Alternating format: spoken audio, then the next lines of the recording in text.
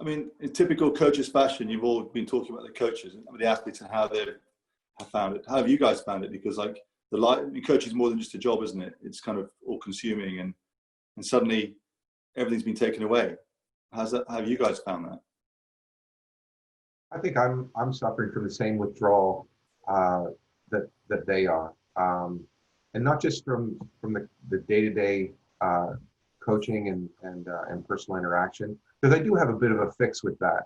And again, this unique situation that I'm in, I can compare and contrast the two groups that I work with. One group I have a fairly high level of contact with, and the other I'm restricted.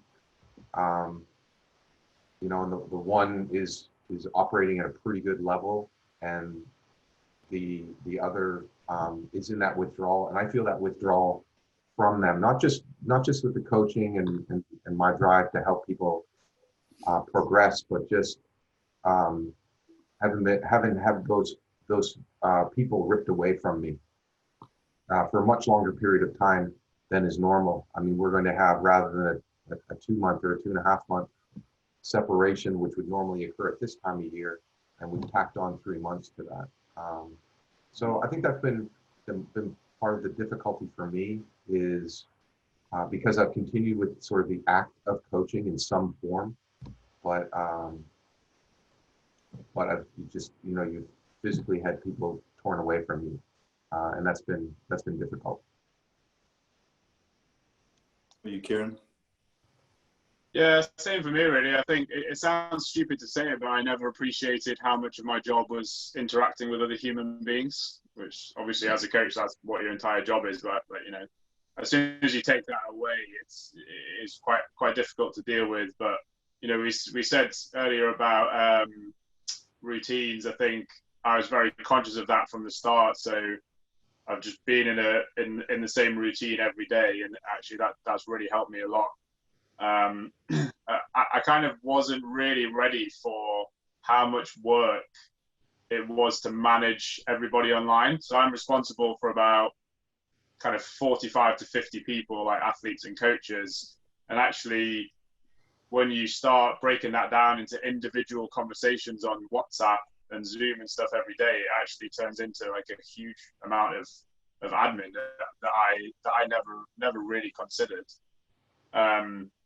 The other thing I tried to do as well was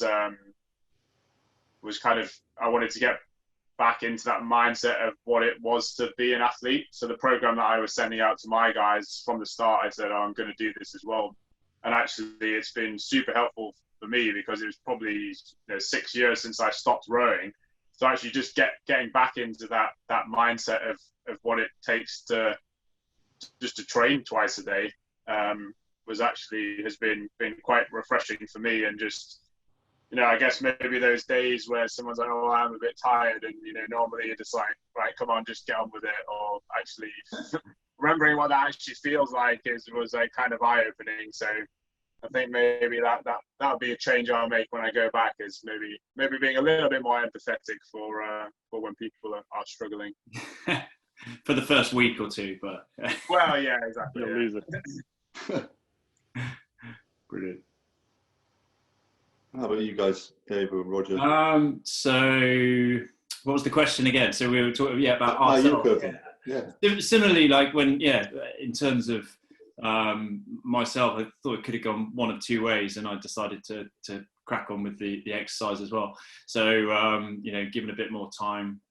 Actually, my work, I was actually furloughed, so I've been, as quite a lot of coaches have been. So a lot of schools coaches have been, put onto furlough. So essentially, you're not to do anything. So that's created a bit of time for me, for the family, to spend a bit of time with the family, which has been amazing through this time of year where ordinarily we'd be flat out. It's been amazing how quick time is going. You start Monday, and before you know it, you're thinking of the weekend. So like, I can't believe it's the weekend now. It's another week ticked off. So time's absolutely flying by, and you forget that actually these big milestones throughout the year, were maybe happening that weekend. You know, so like Marlow Regatta, that was last weekend, and you know, it's just been a normal weekend for us, but that would be a really busy time where you'd have Women's Henley, you'd have Marlow, and you'd have Thames Valley Park Regatta. You know, as a school, there's a lot going on, and you know, it was just a normal, you know, you were a normal person for the weekend. So that's been really nice, and being able to make plans with friends and things that you ordinarily might not be able to make, which has been good. Yeah, doing a load of exercise, and you know, for me, I think coached for 13 years now, and sort of, you know, rowed since I was a junior, so never had a break from rowing. And actually coming into this season was a really exciting season for us, but you know, I was you know, you sort of have these thoughts in your mind, you know, it's the same routine in rowing. You know, you've got the same events, the same different students, and that's the nice thing about school, is that you're getting different kids in a national setup. I know you're seeing the same people largely for you know, definitely Olympiads.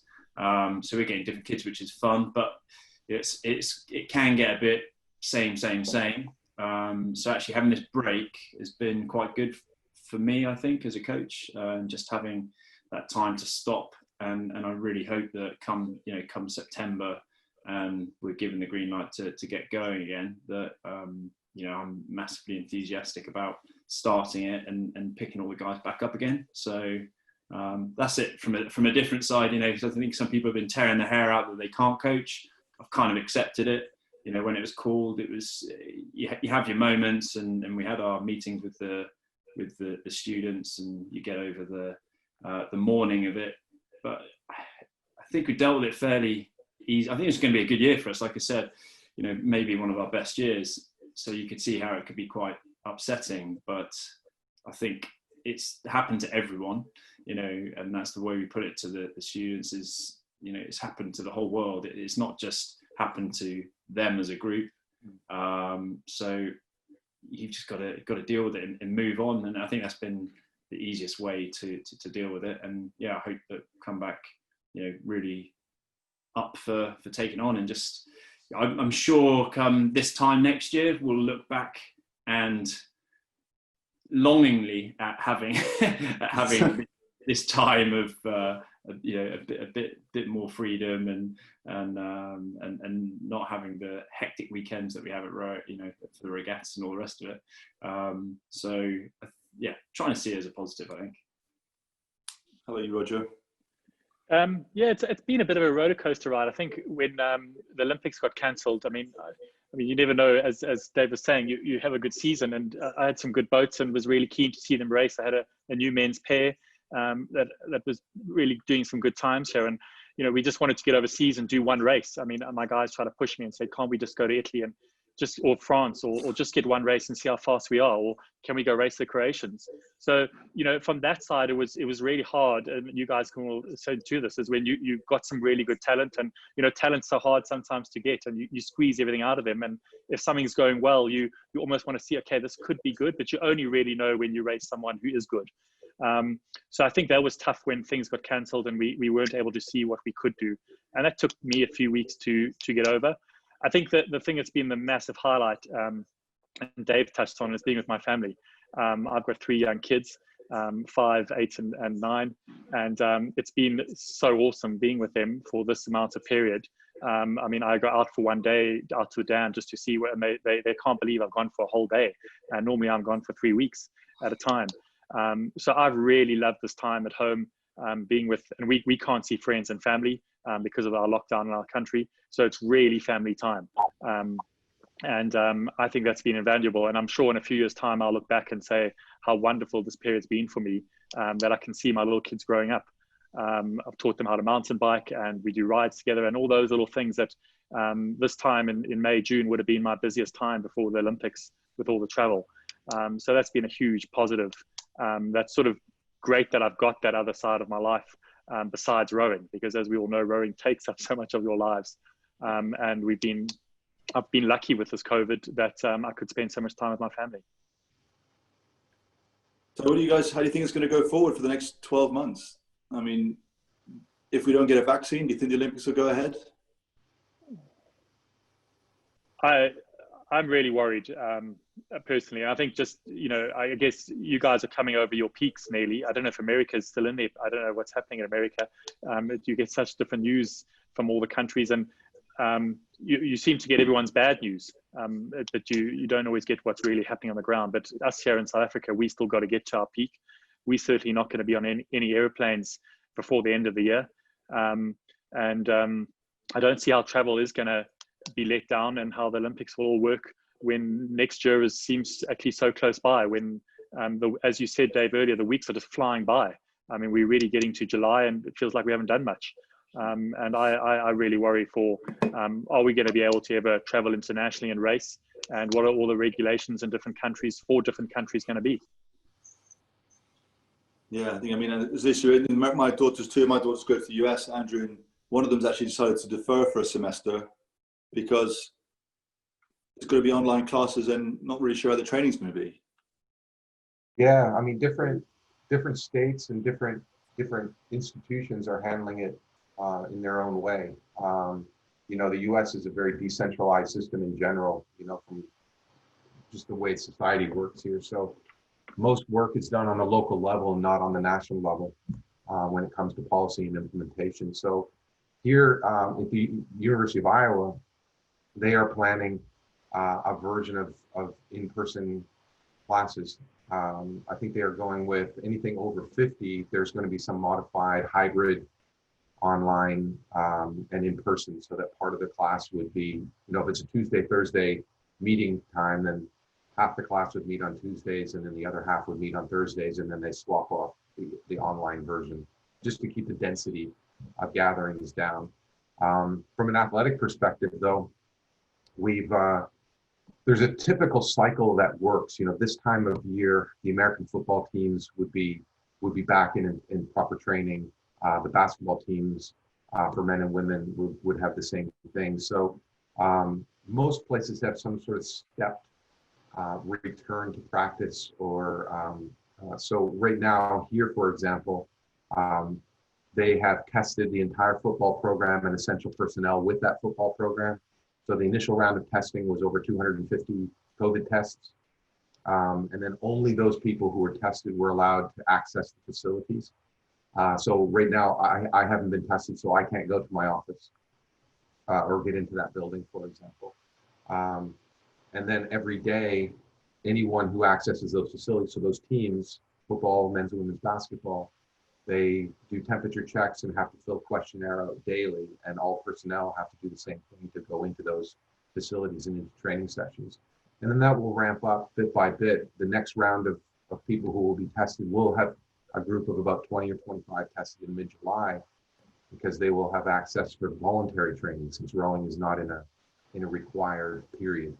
And then the typical first semester sports, women's soccer and volleyball, field hockey, they will have them tested and so on. So everybody has to be tested, and then daily monitoring, and then see how it goes from there. So our unit, the athletic department, actually, along with medical research unit at the university, were the two pilot projects about bringing people back.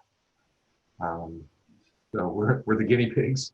Yeah. And if it goes well, then the same system will be working for the university. But we're scheduled right now to, sort of business as usual come late August. And Kieran, has it affected your membership at all? Do you think people are going to give up or carry on? Not really. I mean, we weren't really sure how that was going to happen, but I think we have our club about 350 members. As far as I know, there's only maybe 2 or 3 that have said they didn't want to continue paying their membership. I think that was more for kind of financial reasons, like being furloughed, etc. So I think at the moment it's looking quite positive, which is probably a little bit of a surprise. But just going back to what you're saying about like the next few months, I think for me that uncertainty is almost quite exciting, because we're obviously all involved in like a very structured sport.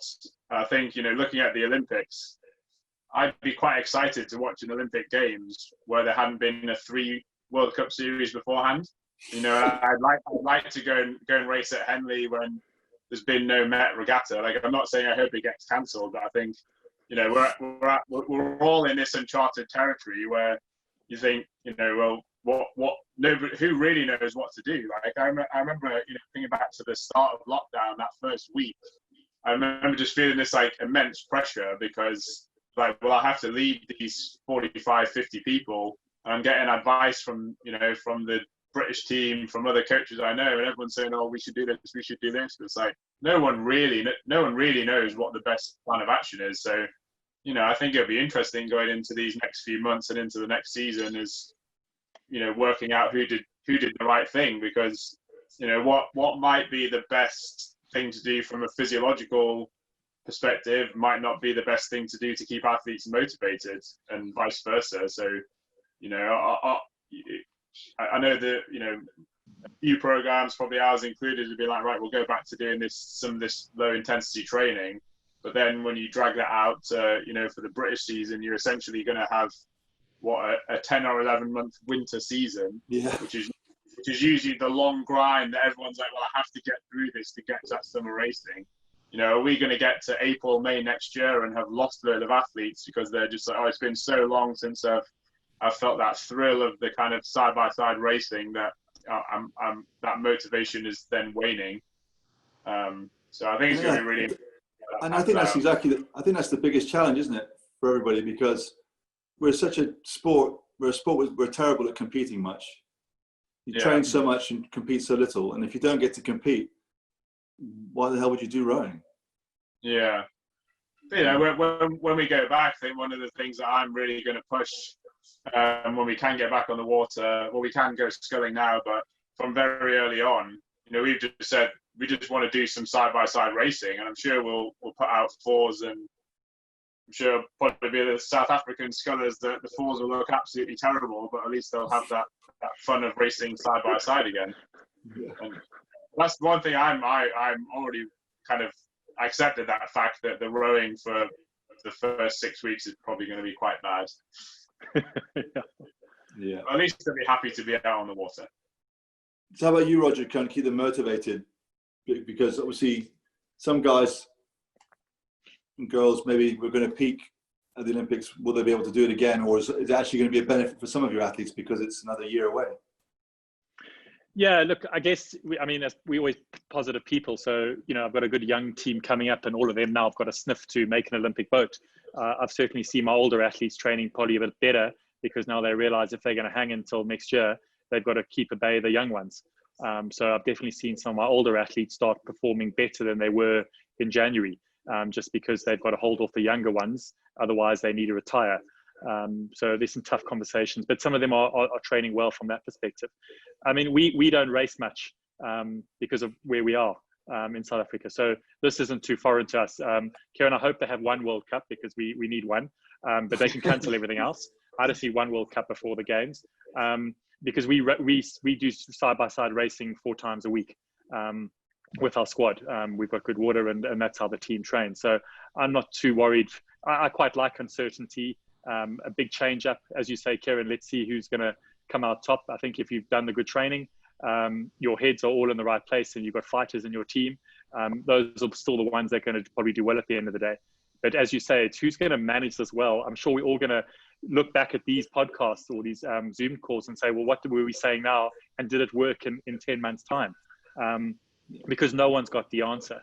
I've been in contact with different coaches in the world, seeing what the British are up to, the Canadians down in Australia. I mean, the Croatians, I'm seeing this pair training flat out. They've got good water. They seem to be racing their younger divisions. So are they getting ahead of us? We'll only know this when we actually start racing internationally. Cool. Well, guys, thank you very, very much for your time. I really appreciate it. It's been interesting hearing your different perspectives. I guess good luck to all of you in the season ahead. We'll keep an eye out. Very much.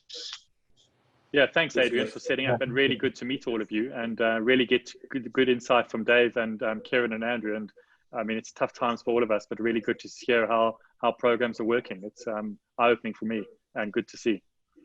Yeah, absolutely. I wish you all the very best in the coming weeks and months. You know, and hopefully we're all out the other end of this thing sooner rather than later. Maybe we could all get in PIMS at Henley next year. For sure. Absolutely. It's the time of year, Adrian, and I'm not going to lie. My wife has been sampling the PIMS in the last few days just because it's Perfect. the time of year. That's perfect. Okay, guys, thanks very much. Thank you very much. Thanks very much, Adrian. Guys, Cheers. bye-bye. Bye. Ciao.